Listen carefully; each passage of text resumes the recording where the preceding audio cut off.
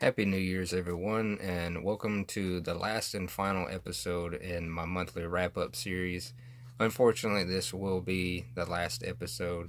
The last few months has been pretty stressful coming out with these episodes, so I'll no longer be doing them. I've just been, kind of struggling getting out or reading as many books every month and coming out with one of these episodes, so I'll no longer be doing it. So this month I read five more. I completed my goal last month to read 60 books. The last book I read last month was number 60. So I'm very proud of myself. And I read five more this month. So that's 65 books I've read this year. And that's a personal record of mine. So very proud of myself because I did this same thing back in 2015. I made a goal of 60 books to read and I beat it like by one. So this year I beat it by five. So yeah, I'm happy. And so this month I read the Bachman books, which is a big book of four. You have Rage, The Long Walk, Road Work, and The Running Man. And this book was written by Stephen King. Well, all four of the books. See, back in the day, he would write books under a pen name, Richard Bachman. So that's why they're called the Bachman books. And the first one in it is Rage, and I've done a review to this, so you might already know my opinion on it. But I thought the characters in the story or in the book were unrealistic the way they talk and the situation or their behavior in the situation they were in. So the book is about a boy named Decker. He has a troubled past and he decides to come to school with a gun and hold his classmates hostage. He kills two of his teachers, and yeah, just the way the characters talk or interact with each other, I thought was very unrealistic and not something somebody would do, or the things they would say. I don't think people would actually say that in the situation they were in. So yeah, and I don't really remember what I gave it. I think I gave it a 2.5 out of 5. I thought it was just an okay book. I believe that's what I gave it, but I'll leave a little card somewhere for the review. Next, we have The Long Walk, and this one uh, has been one of my favorite of the Bachman books. These group of boys they join this government type event where they go on this long walk, and there's 100 boys, and you walk and walk and walk until everybody just drops. Like everybody just can't walk anymore, and you're the last one walking. Then you win the long walk. Um, the rules, you have to walk, I think, at least 4 miles an hour, and if you fall below that, the soldiers that are following you in these half-track vehicles, they'll give you three warnings, and the third, or after the third warning, you buy your ticket, which is spoilers, they shoot you. And so what I didn't get about this the second time I read it, I didn't I didn't remember a whole lot of it, and I guess I didn't really think about it the first time I read it, but it really dawned on me this time that something didn't quite make sense. I may have missed it, but um, they just join and they kind of, like, a few of the boys have seen the long walk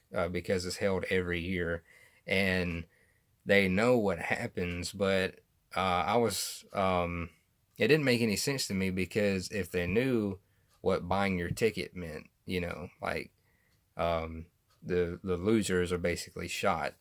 Why do they act so surprised when it happened? And why would you willingly join something like that?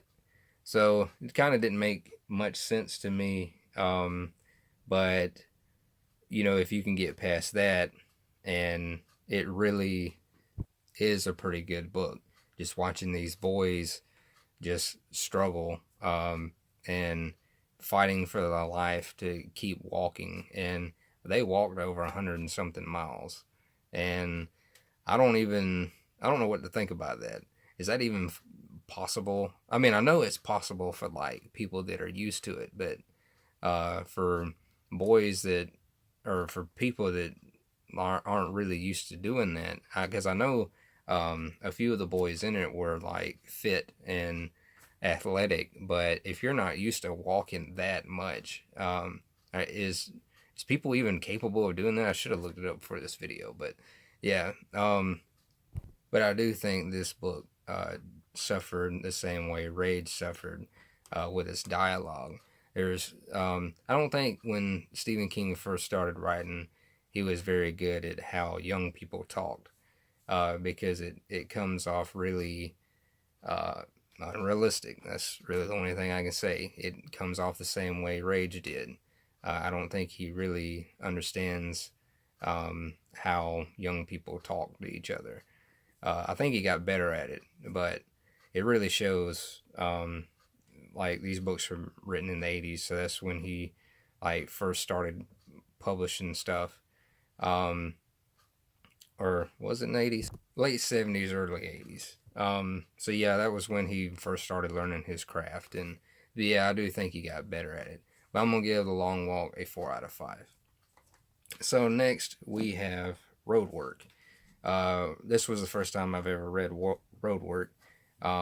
So this guy, he's got like, I don't know, I wouldn't say a split personality, but he's got he talks to this other part of him, but doesn't really play a whole like a big part in the story. It's just sometimes he'll talk to this other side of himself, like got almost like a split personality, but it doesn't really take over or control him. But so the city is putting in this road, and they're gonna have to tear down his house, the neighborhood he lived in, and his job. He works at this laundry and this laundromat. So they're going to be tearing it down too. So he's losing his house, his neighborhood, his job, and it's really just ruining him. Like, and he decides to get revenge. So that's basically the gist of the story. And I thought it was okay. It was all right. I doubt I'd read it again, but it was okay for what it was, and I'll give it a 3.5 out of 5. I do think the dialogue got better in that one. So the next one I have is a Dean Koontz book. So I'm jumping to a different one because I read this one the same time I read Roadwork, and this is book 2 in the Frankenstein series, City of Night. And I think this one was just more of the same of the first book. Nothing really different happened. So you have this guy named Victor Helios. He's Dr. Frankenstein. So in this series, basically, Mary Shelley, who wrote Frankenstein, in this, she basically wrote about true events. And so Dr. Frankenstein, now Victor Helios, is like an immortal. And the Frankenstein monster is Deucalion. Weird ass fucking name. He's also, I guess, immortal too. And the book is also about these two detectives. And there's kind of like a romance thing going with them. It's a will they, won't they type of situation. And so they're basically it's basically just continuing the story from the first one, but really not saying anything different, really. It's just them trying to stop Victor Helios because his evil plan is to make every living thing on Earth a replicant.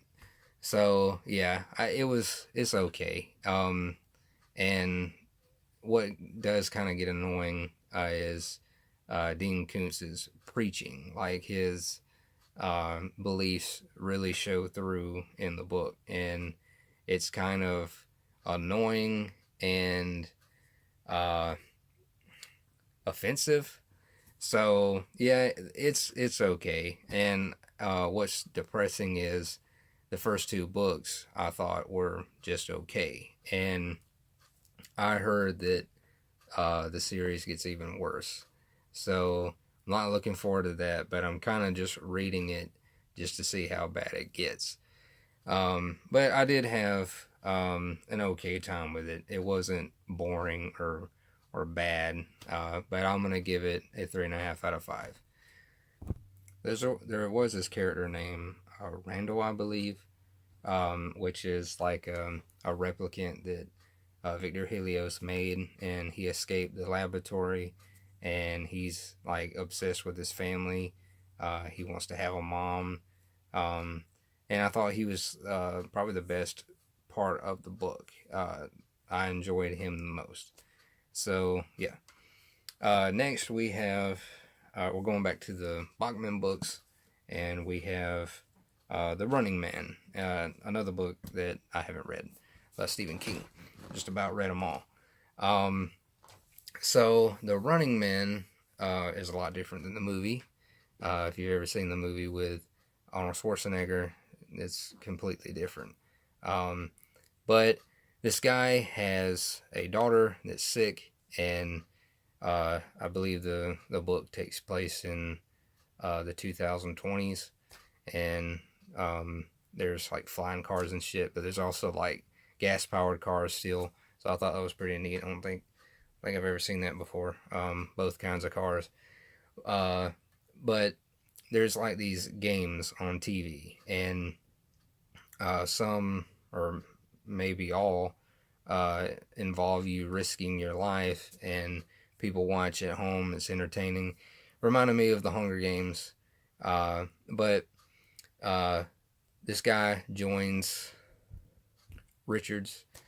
He joins the games or signs up for it, and he's poor. His daughter's sick. He needs the money, and so they put him on the Running Man show, which is they set you free. You can go anywhere in the damn world you want, running away from hunters. And if they catch you, they'll kill you. And if you last 30 days, I believe, you get $1 billion. Um, and if you kill people after you, like cops and stuff, you get like $1,000 per person. $100 per person you kill, something like that. And I thought this book was really entertaining. It was a surprise, and I wish that I had read it sooner. So I'm gonna give the book a 4 out of 5. I thought the dialogue was better, but unfortunately, I didn't feel the weight of what Richards was going through, what he was fighting for. I think if there was a few scenes with his daughter, you would have felt, what he's going through, why he's fighting so hard to get the money for his daughter. So, yeah, I just didn't feel the weight that he was feeling. So I wish I could have cared more about his mission. So, yeah, really good book to end the year on, in the month on. So I know I normally come out with videos like this on the 1st, but since the 1st is New Year's Day tomorrow, I don't like things bleeding into the new year, if you know what I mean. Like everything that I had planned for this channel, I wanted to get it done before the new year, because I like starting every year fresh and different. So yeah, I wanted to get my review to the house, The Haunting of Hill House out. I wanted to get my top 5 scariest Stephen King books out, and I wanted to get this video out before the new year starts. So that is it for this video. I don't have anything planned. I'm planning on taking a break for a while, I really worked my ass off this year getting these videos out, reading so much. So I'm just going to take a break. I don't want to have to worry about anything, reading or whatever. So next year, I probably won't be reading a whole lot because I'm planning on studying. I want to start studying and getting something going for myself. So that's my plans and my New Year's resolution for next year. I probably won't be making another goal like this for a long time, maybe not ever. I don't like having to read at a fast pace like I have been this year. And with my roommate moving in a few months ago, it made it a lot harder, trying to balance reading with hanging out with him, and it was stressful. And finally, it's over. I can start fresh next year and doing something different. So yeah, guys, hopefully you like the journey I went on this year, reading so many books. And I said 65. I think and I believe it's 65. I'll have to go back and rewatch my videos, see how many books I read. I could have miscounted, but I believe it's 65. And I kind of wanted to read an extra book before I made this video, but I didn't have any time. I only had like a day left, and I really didn't know what to read. And I probably could have threw an extra book in there, but I didn't want to take the chance of it being a bad book and then ending my year on a bad book. That would have drove me crazy. So I just decided I'd leave it off on The Running Man, since that was a pretty damn good and entertaining book. So anyway, guys, I don't know what else to say. I guess I'll end it here. Hope everybody has a happy New Year's Eve and happy New Year's. Hope you shoot a lot of fireworks and have fun partying. But I'll be sitting around here doing whatever, probably playing God of War. But anyway, guys, that is it. If you like the video, give it a thumbs up and subscribe, and I will see you guys later.